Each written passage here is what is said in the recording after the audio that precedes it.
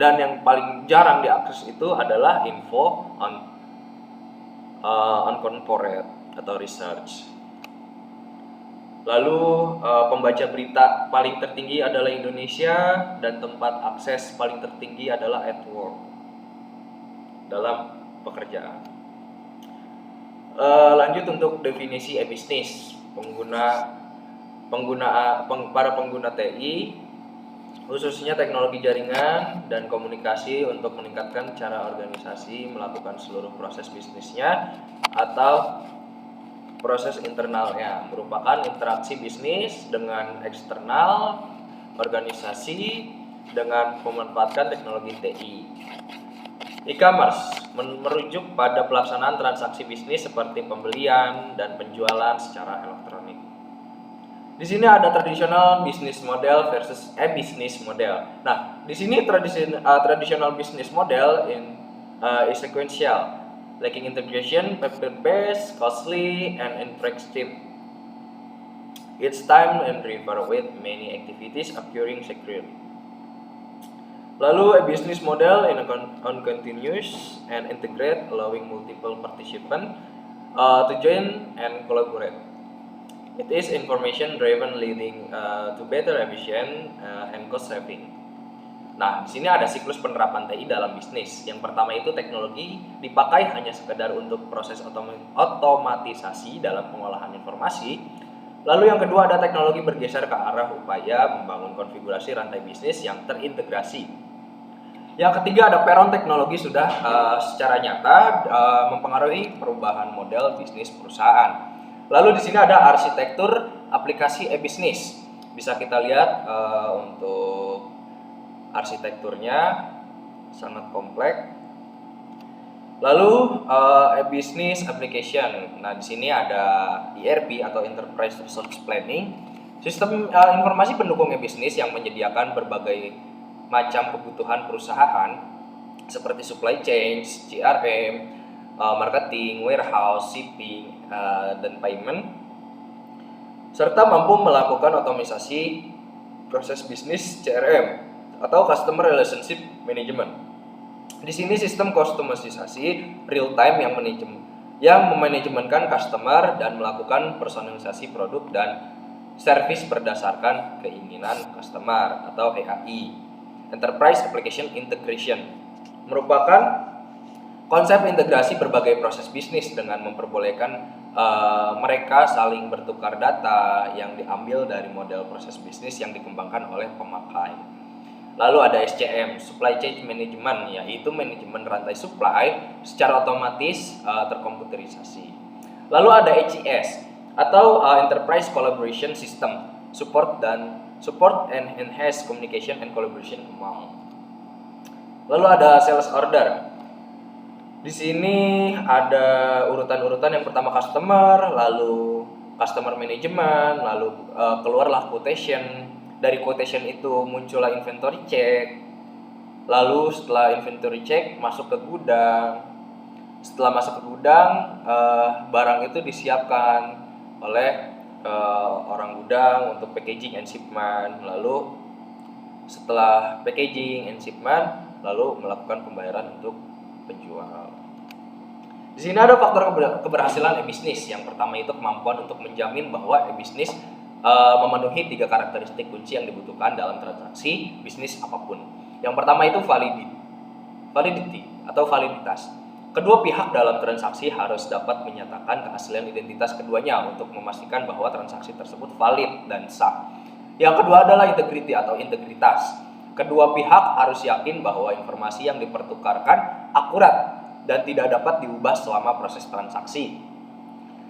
Yang selanjutnya adalah privacy atau privasi, kerahasiaan transaksi bisnis dan informasi apapun yang dipertukarkan harus disimpan dengan baik dan dipertanggungjawabkan untuk kerahasiaannya tersebut. Lalu faktor kegagalannya yaitu tidak ada komitmen yang utuh dari manajemen puncak atau orang teratas pada perusahaan. Lalu ada penerapan e-bisnis tidak diikuti proses change management. Lalu tidak profesionalnya vendor teknologi informasi yang menjadi mitra bisnis. lalu buruknya infrastruktur komunikasi, lalu tidak selarasnya strategi TI dengan strategi perusahaan, lalu adanya masalah keamanan dalam bertransaksi, kurangnya dukungan finansial, dan adanya peraturan yang mendukung dan melindungi pihak-pihak yang bertransaksi atau cyber law. Lanjut, di sini ada strategi organisasi. Pengimplementasian e-bisnis bukan merupakan strategi dasar implementasi bisnis, hanya berarti penggunaan TI secara efisien dan efektif dalam melaksanakan proses bisnis. Lalu tingkat kesesuaian dan dukungan aktivitas e-bisnis akan bernilai strategis bila implementasi e-bisnis dapat membantu organisasi dalam melaksanakan dan mencapai strategi organisasi secara keseluruhan.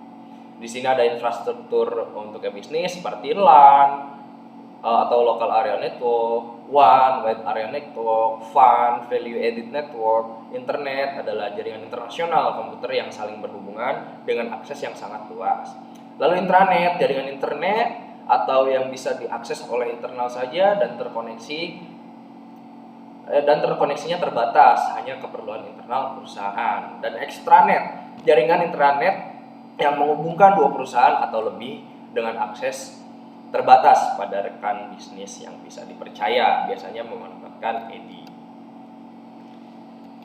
Lalu tantangan e-commerce internet. Nah, di sini internet, hancurnya bisnis internet. Tahun 1999 sampai 2000 bisnis.com menggelembung. Banyak model bisnis yang belum terbukti namun ramai-ramai diluncurkan, akhirnya hancur dengan matinya banyak perusahaan.com. Pengalaman buruk sehingga membuat orang lebih berhati-hati untuk peluangnya membuat bisnis baru. Infrastruktur telekomunikasi terbatas dan mahal. Infrastruktur telekomunikasi di Indonesia masih terbatas dan harganya masih relatif lebih mahal. E-commerce bergantung kepada infrastruktur telekomunikasi dan peluangnya itu deregulasi dan muncul bisnis baru. Selanjutnya ada masih tetap. Nah, di sini efek terhadap kehidupan. Nah, di sini efek terhadap kehidupan yang pertama adalah kemajuan teknologi komputer dan komunikasi seharusnya meningkatkan tingkat kualitas hidup kita. Kenyataannya adalah bekerja lebih panjang dan pekerjaan dibawa pulang, non-life atau single terus. Melebarnya jurang si kaya dan si miskin. Siapkah kita menghadapi tantangan yang dari? Oke, untuk topik 3 selesai, kita lanjut ke topik 5.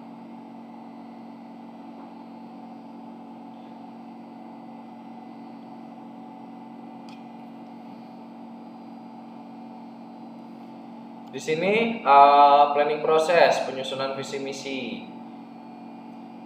Oke, lanjut ada komponen utama dalam e-bisnis, teknologi manajemen. Di sini perencanaan e-bisnis. Dalam bagian proses perencanaan e-bisnis difokuskan kepada pemilihan pendekatan-pendekatan yang inovatif untuk memuaskan nilai pelanggan dari suatu perusahaan dan tentu saja untuk mencapai tujuan bisnis suatu perusahaan. Lalu proses perencanaan ini akan menuju kepada pembentukan strategi-strategi dan model bisnis untuk suatu platform e-bisnis dan e-commerce yang baru, termasuk perubahan proses produk dan pelayanan. Lalu ada kemudian perusahaan mengembangkan suatu strategi-strategi IT dan arsitektur IT yang mendukung pembentukan dan pengimplementasian aplikasi e-bisnis baru yang direncanakan. Di sini ada arsitektur teknologi informasi. Yang pertama adalah teknologi platform, yang kedua sumber-sumber data, yang ketiga adalah arsitektur aplikasi, yang keempat adalah IT organization, lalu transformasi bisnis tradisional menuju e-bisnis. Nah, di sini ada fenomena pergeseran pasar, yaitu yang awalnya kita transaksi menggunakan sistem barter atau pertukaran barang,